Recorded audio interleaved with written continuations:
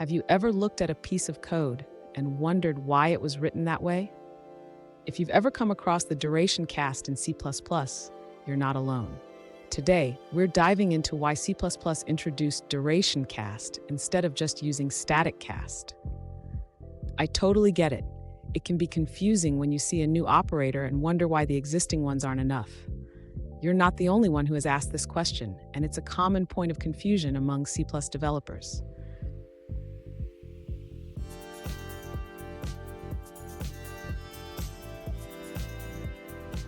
Let's set the stage. One user recently asked, why did C++ introduce duration cast instead of using static cast?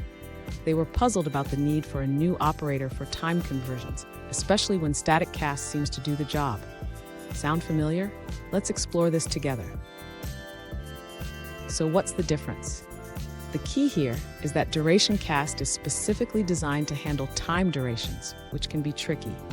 It ensures that conversions between different time units like milliseconds, microseconds, and nanoseconds are done correctly and safely. And stick around.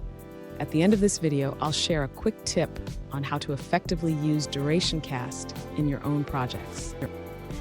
To understand why C++ introduced duration cast, the user should first recognize that time durations can vary significantly in scale.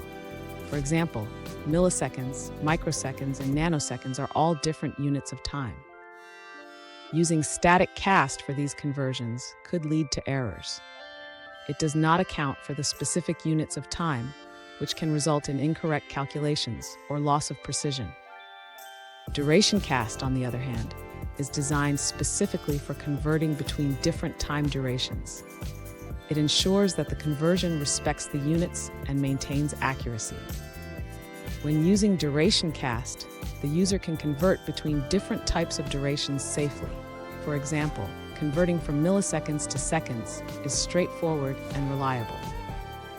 In summary, C++ introduced duration cast to provide a safe and precise way to handle time duration conversions, which static cast cannot guarantee.